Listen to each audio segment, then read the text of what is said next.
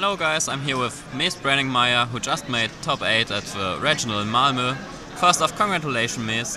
Thank you. You played with this Decidueye Vileplume deck, you already used it in Melbourne. The deck's generally well known, I guess it's the best deck in format right now. But anyways, just tell us, why did you pick the deck going into the tournament, and what did you think would you face? Yeah, well, going into Melbourne, I tested the deck the 2 days before and it turned out to be really great, so I just played it there. And this week I tried to build something to counter it, but all the counts are kind of shit. So that's why I decided to just play the Decidueye again. I changed one card compared to my Melbourne list, was the third Shaman, in case you didn't notice. But yeah, most of my games were great. A lot of people, for some reason, didn't really respect Decidueye for this tournament. So I still won a lot of games just by the broken Decidueye stuff without much counters being there. Yeah, it was quite weird. Not much Decidueye hate actually. Yeah. Surprisingly, many people played bad matchups against Decidueye. I saw people playing Gyarados. And yeah, they even did good. Concede. Yeah, so you already mentioned you played the same list as in Melbourne and you made a change. Yeah, just a small change, not too much difference. I already played the 2 Lugia, which is the most non-standard thing about this list, I guess. Yeah, to a Pokemon line. You play 2 Lugia, you don't play Tauros. Actually, we've seen that quite a lot. Yeah, Gonzalo did the same thing, so yeah. I guess Tauros is just not too great in the deck. Lugia definitely seems more important. Tauros is actually an interesting card in the deck. Usually though, it's kind of hard to use Mad Bull because Decidueye Hollow Hunt GX attack is just so good. Yeah. And for Tauros to be really great, you need to get it early. In early game, you want to be playing all your Ultra Balls on either Shaman to draw cards on pieces of the combo. So you don't really want to search for it, but you need it early game. So it's kind of contradicting. Yeah. So then, to your tech cards, there's not much to say. There's the Beedrill, it is of course great. I've used it 0 times. Really? In this tournament. Yeah. But generally, what do you think about the card? I mean, you kind of. I don't think it's super good, but you have to play it because it's a win condition against Garbodor decks. You can Lysander Garb win just with the Beedrill.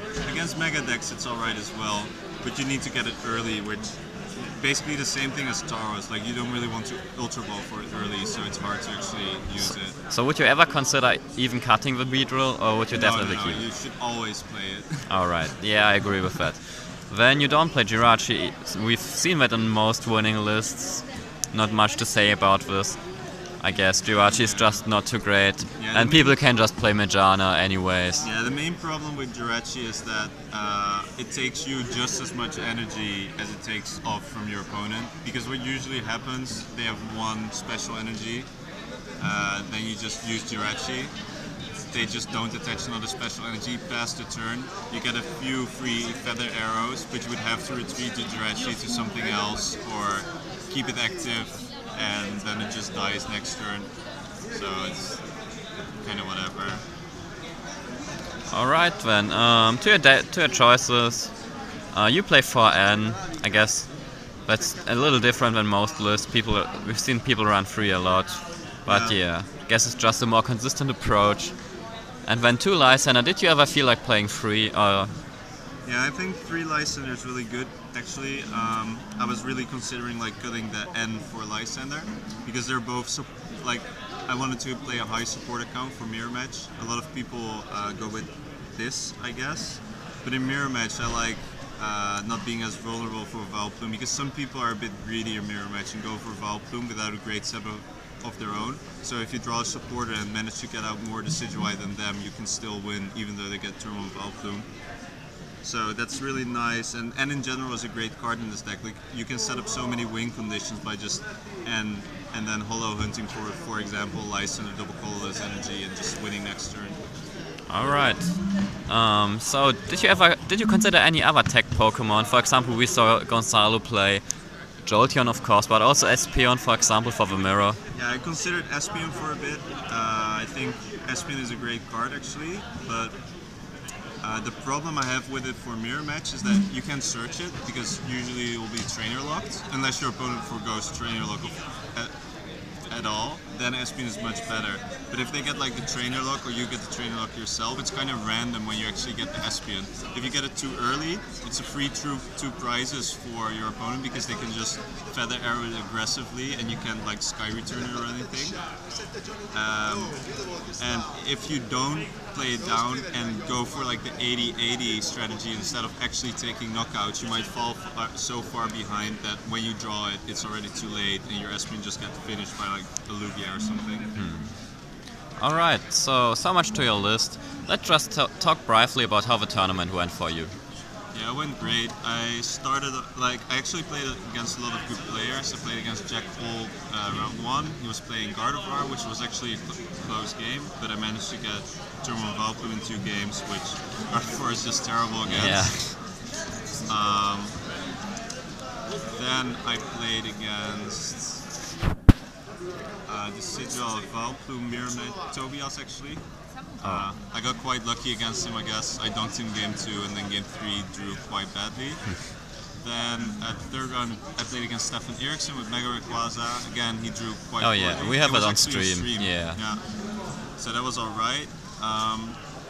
Then I started facing like more random people, which is weird because normally it's like the other way around. Yeah. And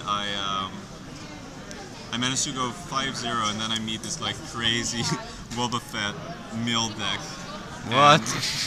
Yeah, it's like it was like Wobbuffet, Bunnelby, Umbreon, GX, and then all the mill supporters like Skullgrunt, Flaregrunt, Handiwork, and I was like slowly realizing I can't beat this deck. It's actually impossible. You'll just remove all my energy and I'll lose to Wobbuffet and deck out.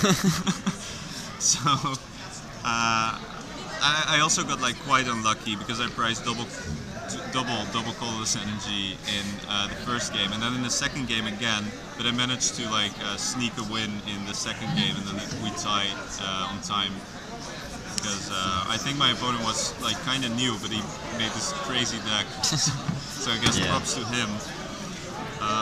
After that I played against Gonzalez actually. I beat him in 3 games.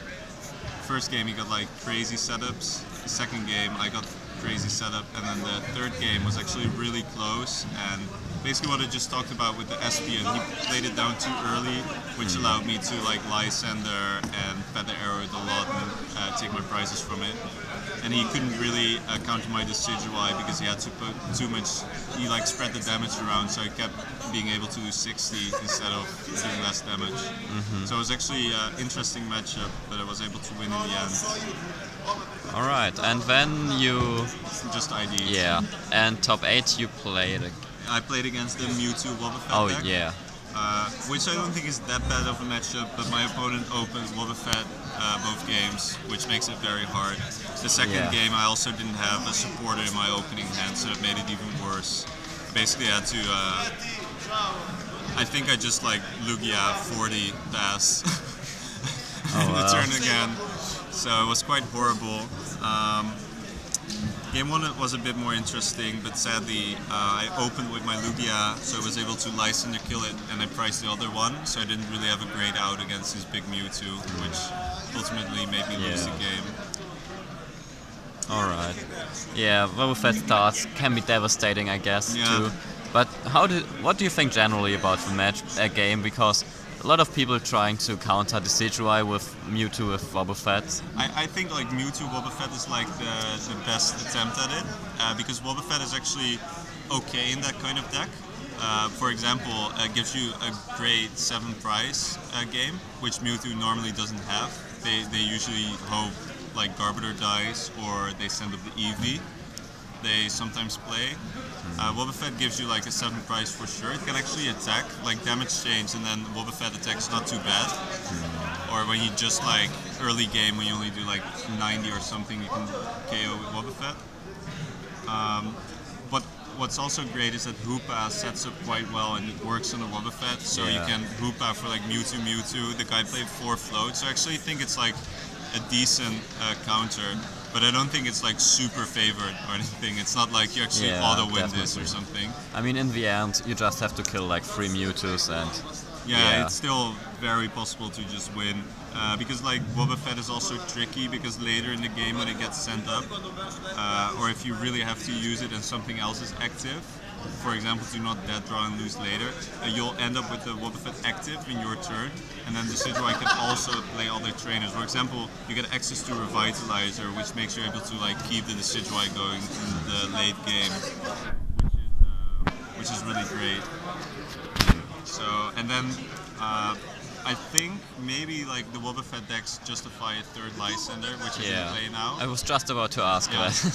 So I think that's a change I would make. Like if you expect even more of these Wobbuffet decks, the third Lysander over the fourth N in my list. It's quite an easy fix, and should be giving you a better matchup. All right. So thanks for your time. Congratulations again, and see you guys next time.